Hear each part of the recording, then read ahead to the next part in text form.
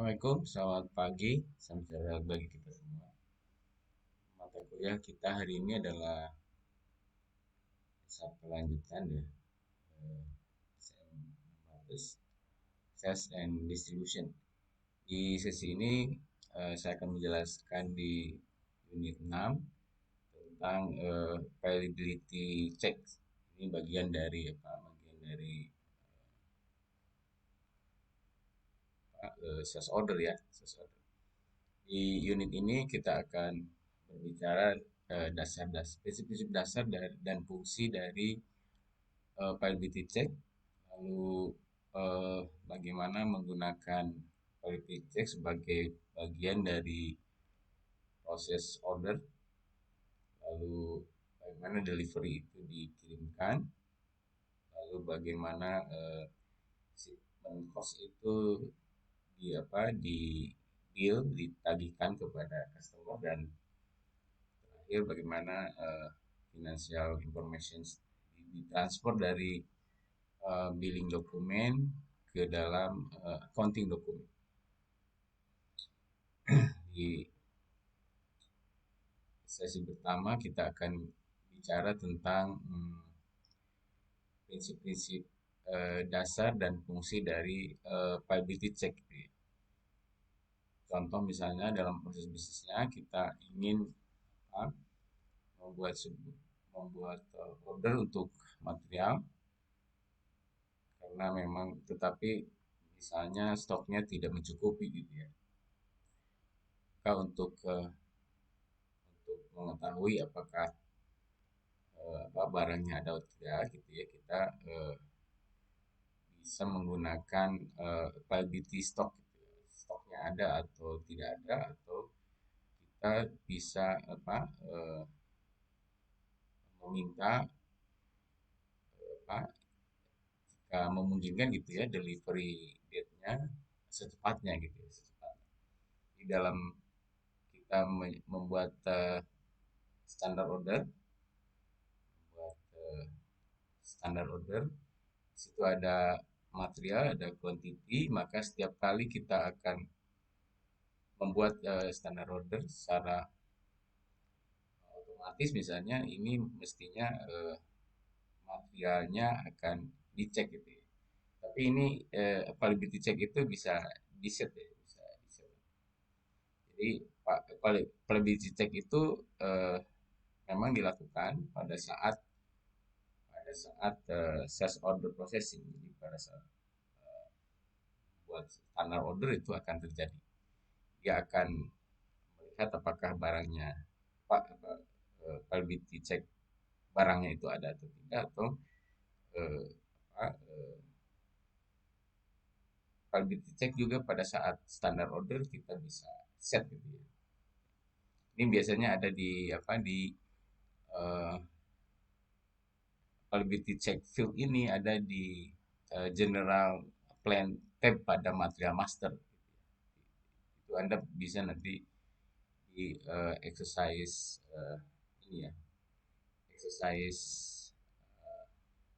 9 tas 1 untuk dan nanti tolong ketika Anda sudah menonton video sampai selesai, tolong di komentar menulis NPM dan nama masing-masing ya.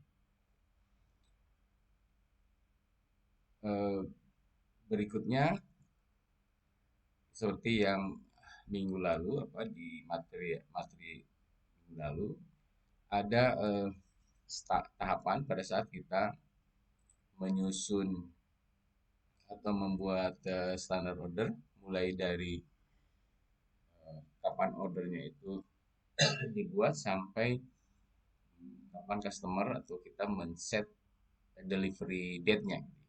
Maka pada tahap kedua, ketika order date-nya itu dibuat dan saat order itu pasti juga kalau dicek dilakukan, maka di material staging ini pasti akan akan mengecek apakah eh, material itu tersedia sesuai dengan waktu yang diminta gitu ya, waktu pengiriman yang diminta kepada customer. Jadi sistem secara otomatis nih akan menghitung tanggal gitu ya, dengan backward ke apa dari customer required delivery time, delivery date.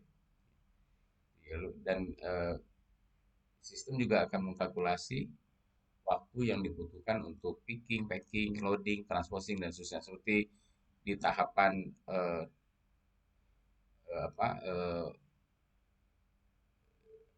order sampai dengan delivery date, sampai dengan good issue dan seterusnya yang di atas sebelumnya.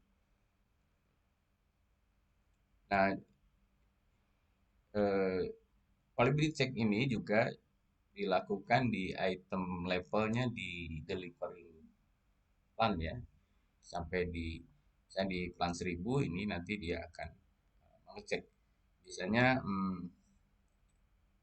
pada saat kita membuat standar order gitu ya, maka order itu akan dipropos ke eh, delivering plan-nya gitu ya. Kan kita pada saat membuat standar order selalu mengisikan delivering plan. Itu biasanya dia ada di apa eh, customer material information, lalu ship to party-nya dan material master record. Kalau kita mengisi delivering plan-nya manual gitu ya, maka dia akan menghilangkan nilai default kan pada setiap standar order berdasarkan ini customer, situ party dan material, dia ada nilai-nilai default. Kita juga bisa menentukan delivering plan pada material master pada tab sales organization gitu ya, di delivering plan tabnya. Uh, di customer master juga di shipping tab gitu ya. Jadi quality check ini kita akan lihat ini ada inward movement, berarti inward movement itu kira-kira material yang bisa datang, bisa masuk, bisa tersedia itu. Kalau stok itu pasti sudah ada di situ, tapi purchase order, purchase requisition, purchase plan order itu juga inward movement, artinya kita akan mendatangkan material gitu ya. Kalau outward movement itu berarti material yang akan keluar gitu ya, akan bergerak keluar. Itu bisa dari sales requirement, ketika kita bikin standar order, maka dia akan membutuhkan berapa material yang akan keluar atau di reservation. Jadi ada inward movementnya, ada outward. Nah, sehingga di misalnya ketika kita melakukan uh, membuat di sales and distribution ini, biasanya kan yang terjadi adalah membuat order atau delivery gitu ya, outbound delivery dan seterusnya, itu outward movement ya.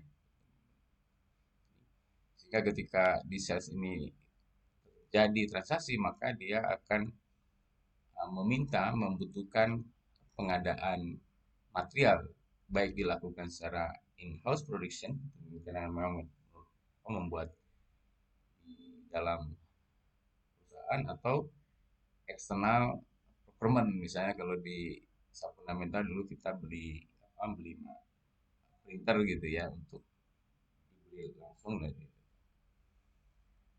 ini. Jadi dari kebutuhan sales itu akan menjadi requirement untuk inward movement gitu, meminta melakukan pengadaan.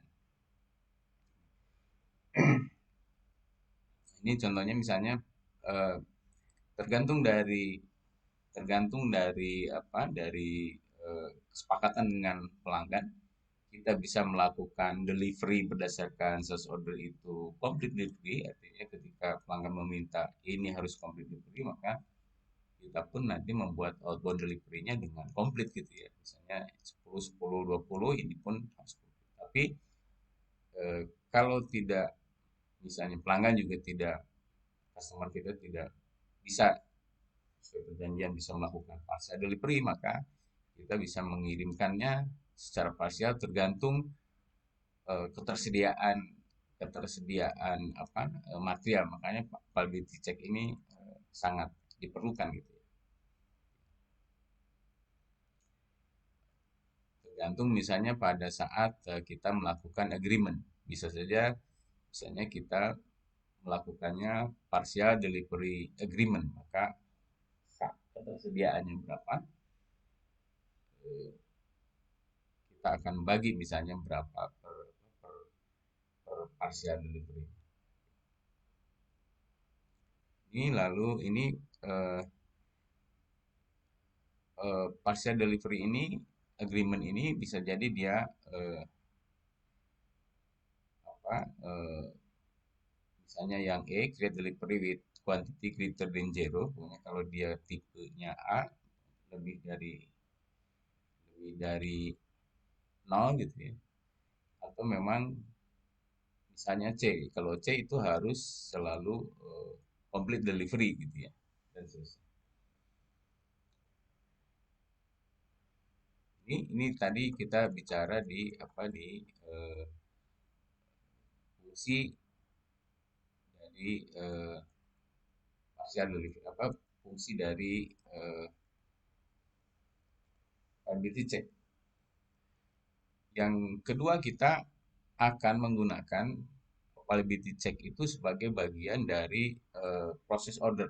Jadi ketika kita melakukan standar order, ini merupakan bagian availability check, itu memang bagian secara otomatis mungkin, atau secara ini manual kita bisa mengecek ketersediaan material. Misalnya, example-nya you want to create order per material di mana memang stoknya tidak mencukupi, lalu kita mengecek stok dan membutuhkan informasi untuk secepatnya kita bisa melakukan delivery date ya. Tapi di beberapa kasus misalnya pelanggan juga mengizinkan kita melakukan partial delivery gitu ya, dimana kalau mengirim seluruhnya itu mungkin tidak memungkinkan. Ini sampel skenario nya ya, sampel skenario nya kita punya pergerakan ke dalam inward movement, kedatangan barang-barang material kita, tapi kita di warehouse stock itu masih punya 100, lalu nanti kita akan melakukan purchase order 50, kita juga berikutnya akan melakukan purchase order 60. Lalu di di bawah material yang diminta gitu ya, material yang diminta untuk dikirimkan, dikeluar gitu ya, ada sales order 100, lalu nanti ada sales ordernya juga 40, dan lalu ada sales ordernya 50 gitu ya. Ini memang kita melihat ketersediaan barang pada waktu, pada time series, dan permintaan gitu ya, permintaan. Nah, ini kita membutuhkan kapan kita melakukan konfirmasi dari request delivery itu. Kapan kita bisa mengirimkan barang gitu ya. Kalau kita lihat di di gambar ini, misalnya kalau warehouse stoknya ada 100, sales order 100 kan sudah selesai, sudah habis gitu ya. Lalu ada purchase ordernya 50, tapi nanti ada sales ordernya 40, berarti kita masih punya kira-kira nanti gitu masih ada 10 yang bisa kita kirimkan. Kira-kira begitu ya. Uh, jadi quality check itu termasuk yang current stock ada berapa, lalu inward movement, purchase order, purchase requisition, burn order yang tadi. Jadi quality check itu mengecek itu ketersediaan, lalu juga mungkin memforecast outward movement, kapan kita akan diminta berdasarkan sales dan delivery. Di kasus satu ini kita punya 100 stok tadi, lalu ada juga purchase order 50 dan 60. Tapi kita juga ada permintaan ya, permintaan eh, sales ordernya 100, 40 dan 50 seperti yang kita gambarkan tadi gitu ya. Maka di outbound situation kita enter another sales order misalnya 10 unit gitu ya. Kita meminta order baru kuantitinya 10, maka sistem akan menjadwalkan delivery gitu ya, eh, atau back procedure based on the customer requested delivery date and determine the material availability. Then availability check for this date. Jadi kita akan lihat karena ini masih ada kesediaan 10 10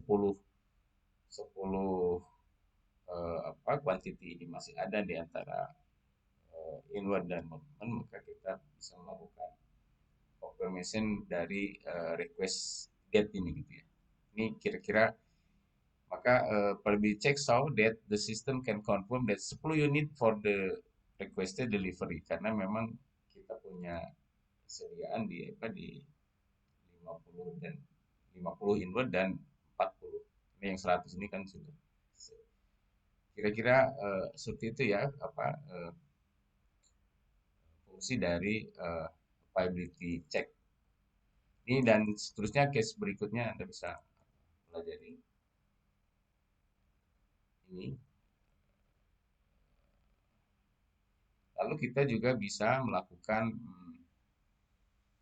back order processing. Jadi sebuah order item bisa di backdate jika memang quantity of an order item is not totally confirmed atau required delivery date cannot be kept, kita tidak bisa dijaga. Jadi kita bisa melakukannya dengan cara back order processing. Ada dua tipe dari back order processing, yaitu manual atau via rescheduling. Ini bisa lakukan manual, material and process manually with reference confirmation gitu ya. Atau kita melakukannya secara rescheduling. Ini nanti Anda tolong di